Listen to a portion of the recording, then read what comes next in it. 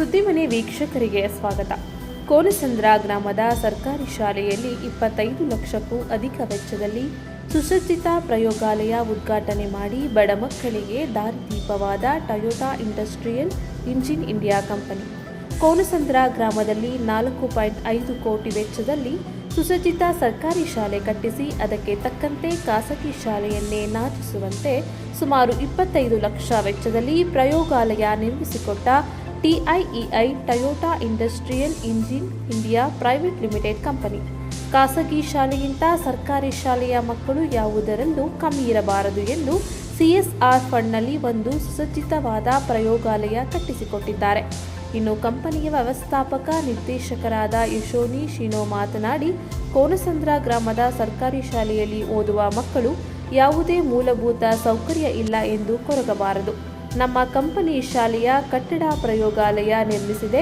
ಇದನ್ನು ಸರಿಯಾದ ರೀತಿಯಲ್ಲಿ ಸದುಪಯೋಗ ಪಡೆದು ಉತ್ತಮ ಶಿಕ್ಷಣ ಪಡೆದುಕೊಂಡು ರಾಜ್ಯಕ್ಕೆ ಮಾದರಿಯಾಗಬೇಕೆಂದು ತಿಳಿಸಿದರು.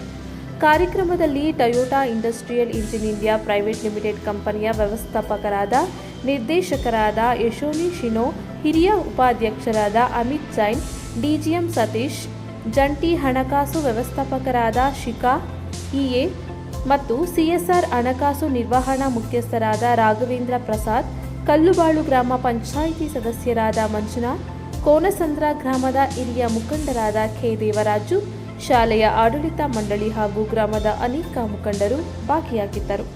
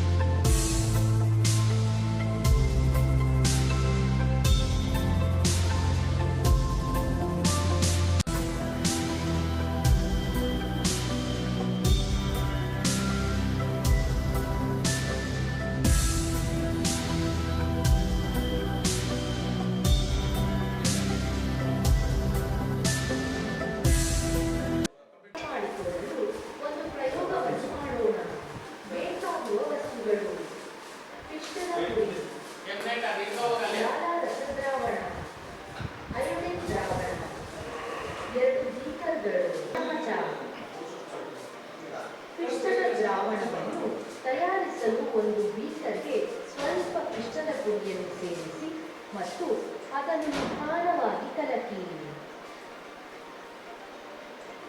ಎರಡೂ ಬೀಕರ್ಗಳಿಗೆ ಸಮಾನ ಪ್ರಮಾಣದಲ್ಲಿ ಪಿಷ್ಟದ ದ್ರಾವಣವನ್ನು ಸುರಿಯಿರಿ. ಈಗ ನಾವು ಸಂಗ್ರಹಿಸಿದ ಸ್ವಲ್ಪ ಲಾಲಾರಸವನ್ನು ತೆಗೆದುಕೊಂಡು ಒಂದು ಬೀಕರ್ಗೆ ಸೇರಿಸಿ. ಎರಡೂ ಬೀಕರ್ಗಳನ್ನು ಸುಮಾರು 30 ನಿಮಿಷಗಳ ಕಾಲ ಹಾಗೆಯೇ ಇಡಿ. ಈಗ ಎರಡೂ ಬೀಕರ್ಗಳಿಗೆ ಅಯೋಡಿನ್ ದ್ರಾವಣವನ್ನು ಸೇರಿಸಿ.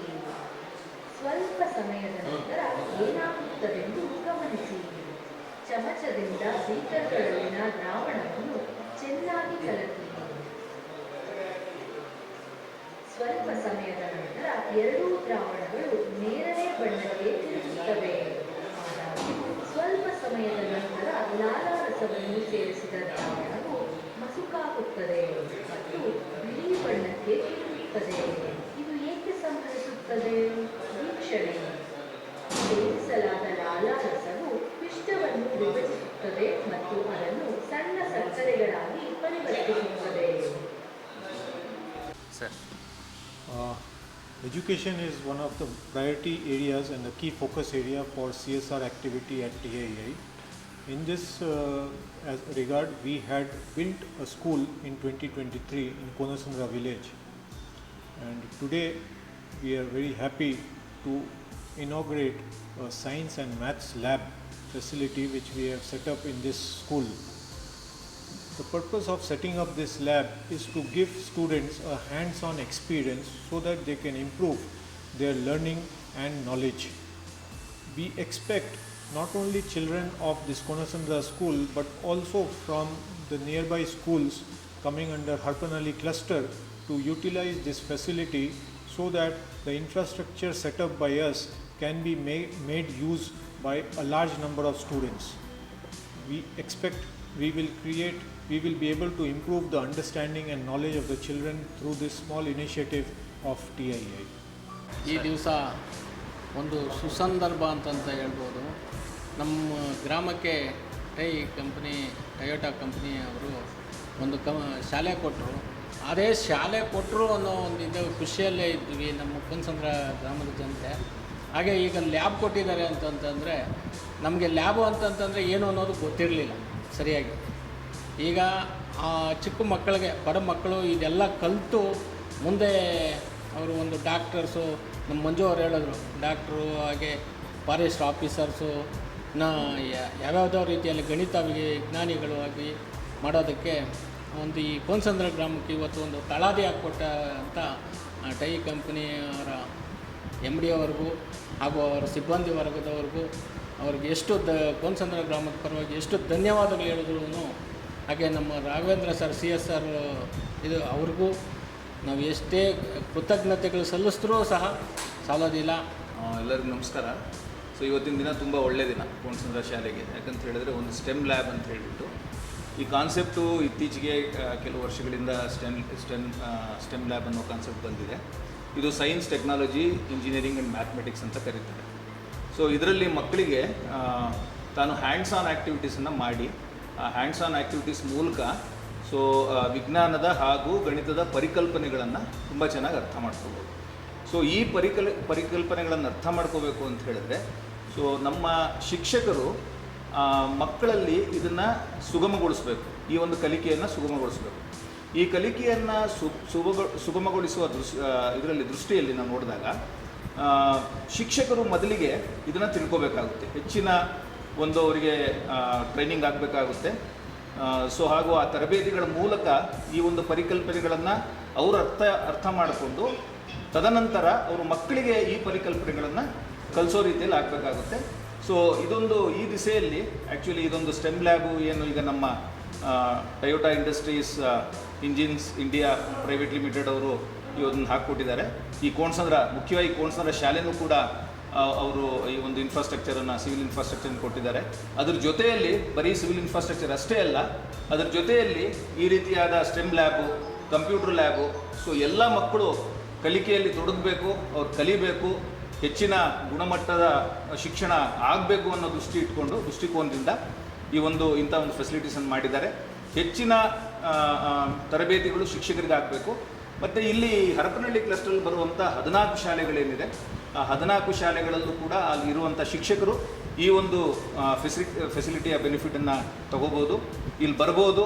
ಇಲ್ಲಿನ ಅವರು ಟ್ರೈನಿಂಗ್ ತರಬೇತಿಯನ್ನು ತಗೊಂಡು ಮತ್ತೆ ವಾಪಸ್ ಹೋಗಿ ತಮ್ಮ ಮಕ್ಕಳಿಗೆ ಈ ಒಂದು ಮೂಲ ಪರಿಕಲ್ಪನೆಗಳೇನಿದೆ, ಗಣಿತ ಮತ್ತು ವಿಜ್ಞಾನ ಪರಿಕಲ್ಪನೆಗಳನ್ನು ಮಕ್ಕಳಿಗೆ ಹೇಳ್ಕೊಡ್ಬೋದು. ಸೊ ಇದು ತುಂಬ ಮುಖ್ಯವಾಗಿ ಈ ಒಂದು ಪ್ರಕ್ರಿಯೆ ನಡೆಯುತ್ತೆ ಅಂತ ನಾನು ಭಾವಿಸ್ತೀನಿ. ಮತ್ತು ಈ ಒಂದು ಕಲಿಕೆಯಲ್ಲಿ ಶಿಕ್ಷಕರಿಗೆ ತೊಡಕೊಳ್ಳೋಕ್ಕೆ ಈಗ ನಾವು CWC ಕೇರಿಂಗ್ ವಿತ್ ಕಲರ್ ಅವರು TA ಅವ್ರ ಜೊತೆ ಅಂದರೆ ಟೊಯೋಟಾ ಇಂಜಿನ್ಸ್ ಜೊತೆ ಸೇರಿಕೊಂಡು ಸುಮಾರು 6 ಜನ ಶಿಕ್ಷಕರು, ಸೈನ್ಸ್, ಮ್ಯಾಥ್ಸ್ ಮತ್ತು ಇಂಗ್ಲೀಷಲ್ಲಿ 6 ಜನ ಶಿಕ್ಷಕರು ಹಾಗೂ 1 ಕಂಪ್ಯೂಟರ್ ಸೈನ್ಸ್ ಶಿಕ್ಷಕರನ್ನು ಅಂದರೆ ತರಬೇತುದಾರರನ್ನು ನಾವು ಒದಗಿಸ್ತಿದ್ದೀವಿ ಎಲ್ಲ ಶಾಲೆಗಳಿಗೂ. ಅವರು ಕೂಡ ಶಿಕ್ಷಕರ ಜೊತೆಗಿದ್ದು ಇನ್ನೂ ಹೆಚ್ಚಿನ ಗುಣಮಟ್ಟವನ್ನು ಈ ಒಂದು ಹರಪನಹಳ್ಳಿ ಕ್ಲಸ್ಟರಲ್ಲಿ ಮಕ್ಕಳಲ್ಲಿ ಹೆಚ್ಚಿನ ಕಲಿಕೆ ಆಗೋಕ್ಕೆ, ಸುಗಮಗೊಳಿಸೋಕ್ಕೆ ಒಂದು ಪ್ರಯತ್ನವನ್ನು ಪಡ್ತೀವಿ ಅಂತ ಹೇಳ್ತಾ, ಸೊ ಧನ್ಯವಾದಗಳು ಎಲ್ಲರಿಗೂ. ಮತ್ತು ಮುಖ್ಯವಾಗಿ ನಮ್ಮ TA ಅವರಿಗೆ ಧನ್ಯವಾದಗಳನ್ನು ಅರ್ಪಿಸ್ತೀನಿ. Thank you. ನಮಸ್ಕಾರ. ನನ್ನ ಹೆಸರು ವಾಸುದೇವ್ ಬಳ್ಳಿ ಅಂತ. ನಾವು KTTM workers union wise president.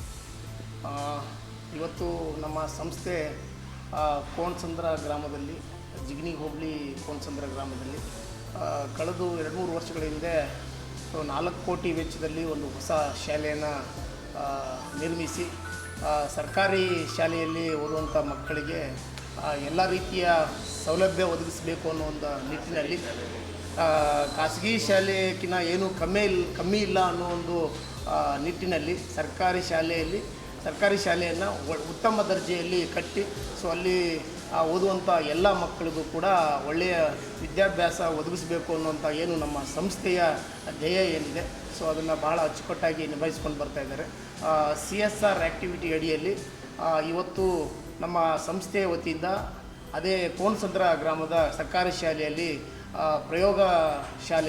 ಪ್ರಯೋಗಾಲಯವನ್ನು ನಿರ್ಮಿಸಿ ಇವತ್ತು ಆ ಶಾಲೆಗೆ ನೀಡಿದ್ದಾರೆ.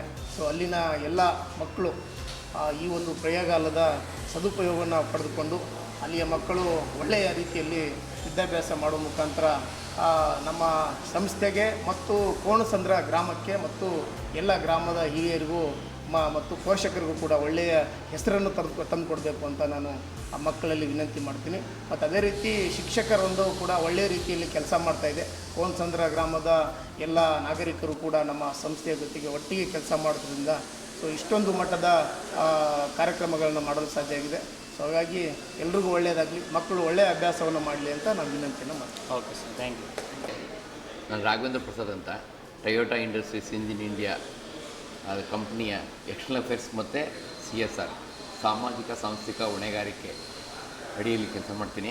ಇವರು ಸಿದ್ದರಾಮ ಅಂತ, ಇವರು ನಮ್ಮ ಕಾರ್ಖಾನೆಯ ಕಾರ್ಮಿಕ ವರ್ಗದ ಅಧ್ಯಕ್ಷರು, ಇವರು ಉಪಾಧ್ಯಕ್ಷರು ವಾಸುದೇವಳ್ಳಿ ಇವಾಗಿನ ಮಾತಾಡಿದ್ರು.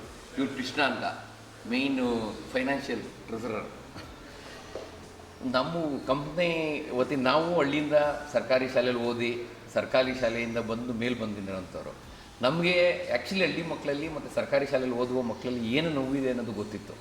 ಆ ನಿಟ್ಟಿನಲ್ಲಿ ನಾವೇನಾದ್ರು ಪ್ರಯತ್ನಪಟ್ಟು ಅವ್ರ ಮಕ್ಕಳಿಗೆ ಇವಾಗ ಪ್ರೈವೇಟ್ ಸ್ಕೂಲಲ್ಲಿ ಹೋಗ್ತಾ ಇರುವಂಥ ಮಕ್ಕಳನ್ನ ನೋಡಿ ಸರ್ಕಾರಿ ಶಾಲೆ ಮಕ್ಕಳು ನಮಗೆ ಆ ಫೆಸಿಲಿಟಿ ಸಿಗ್ತಾ ಇಲ್ವಲ್ಲ, ನಮಗೆ ಇದು ಸಿಗ್ತಾ ಇಲ್ವಲ್ಲ ಅಂತ ಅವ್ರ ಮನಸ್ಸಿನಲ್ಲಿ ಬರಬಾರ್ದು ಅನ್ನೋ ಉದ್ದೇಶದಿಂದ ನಮ್ಮ ಕಂಪ್ನಿಯ ಸಾಮಾಜಿಕ ಹೊಣೆಗಾರಿಕೆ ಅಡಿಯಲ್ಲಿ ನಾವು ಮಾಡುವಂಥ ಎಲ್ಲರೂ ಸ್ಕೂಲ್ ಬಿಲ್ಡಿಂಗ್ ಎಲ್ಲರೂ ಕಟ್ಸ್ಕೊಡ್ತಾ ಇದ್ದಾರೆ. ಬಟ್ ನಾವು ಮಾಡಿರುವಂಥದ್ದು ಯೂನಿಕ್ ಆಗಿರಬೇಕು, ಒಂದು ಹೊಸತನದಲ್ಲಿ ಕೂಡಿರಬೇಕು. ನಾವು ಮಾಡಿರುವಂಥ ಶಾಲೆಯಲ್ಲಿ ಮಾಡೆಲ್ ಸ್ಕೂಲ್ ಟೈಪ್ ಎಲ್ಲ ರೀತಿಯ ಫೆಸಿಲಿಟಿ, ಲ್ಯಾಬ್ ಇರಬೇಕು, ಆಮೇಲೆ ಲೈಬ್ರರಿ ಇರಬೇಕು, ಕಂಪ್ಯೂಟರ್ ಲ್ಯಾಬ್ ಇರಬೇಕು, ಸ್ಮಾರ್ಟ್ ಕ್ಲಾಸ್ ಇರಬೇಕು. ಪ್ರೈವೇಟ್ ಸ್ಕೂಲಲ್ಲಿ ಏನು ಫೆಸಿಲಿಟೀಸ್ ಇದೆ, ಸೌಲಭ್ಯಗಳು ಏನೇನು ಖಾಸಗಿ ಶಾಲೆಯಲ್ಲಿ ದೊರಕ್ತಾ ಇದೆ, ಅದು ನಮ್ಮ ಸರ್ಕಾರಿ ಶಾಲೆಯಲ್ಲೂ ದೊರಕುವಂಥ ನಿಟ್ಟಿನಲ್ಲಿ ನಾವು ಕೈ ಹಾಕಬೇಕು ಅನ್ನೋ ನಿಟ್ಟಿನಲ್ಲಿ ಕಾರ್ಯಕ್ರಮ ಮಾಡಿದ್ದೀವಿ. ಇದೊಂದೇ ಅಲ್ಲ, ಅಲ್ಲಿ ನಾವು ಬರೀ ಶಾಲೆ ಬಿಲ್ಡಿಂಗು ಪ್ರಯೋಗಾಲಯ ಇದೆಲ್ಲ ಕೊಟ್ಟರೆ ಸಾಲಲ್ಲ, ಅಲ್ಲಿರುವಂಥ ಟೀಚರ್ಸ್ ಗುಣಮಟ್ಟವನ್ನು ಹೆಚ್ಚಿಸಬೇಕು.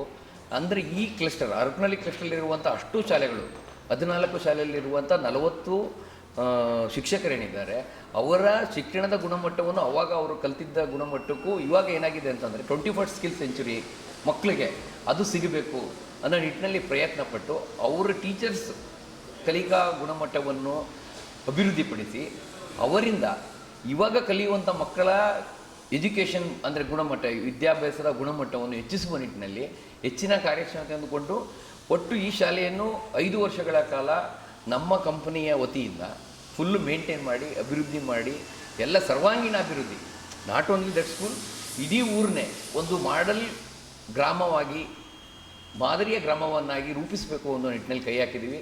ಆ ನಿಟ್ಟಿನಲ್ಲಿ ಗ್ರಾಮಸ್ಥರಿರ್ಬೋದು, ಅಲ್ಲಿನ ಶಾಲಾ ಶಿಕ್ಷಕರು ಇರ್ಬೋದು, ನಮ್ಮ ಶಾಲೆಯ ಕಾರ್ಮಿಕ ವರ್ಗದ ಸಿಬ್ಬಂದಿಗಳಿರ್ಬೋದು, ಎಲ್ಲರೂ ನಮಗೆ ಪ್ರೋತ್ಸಾಹ ಕೊಡ್ತಾ ಇದ್ದಾರೆ. ಆ ನಿಟ್ಟಿನಲ್ಲಿ ಎಲ್ಲರಿಗೂ ಒಳ್ಳೆಯದಾಗಲಿ, ನಮ್ಮ ಸಂಸ್ಥೆಗೂ ಒಳ್ಳೆಯದಾಗಲಿ, ಅದೇ ರೀತಿ ಆ ಶಾಲೆಗೂ ಒಳ್ಳೆಯದಾಗಲಿ ಅಂತ ಈ ಸುದಿನವನ್ನು ಹೇಳಲಿಕ್ಕೆ ಬಯಸ್ತೇನೆ.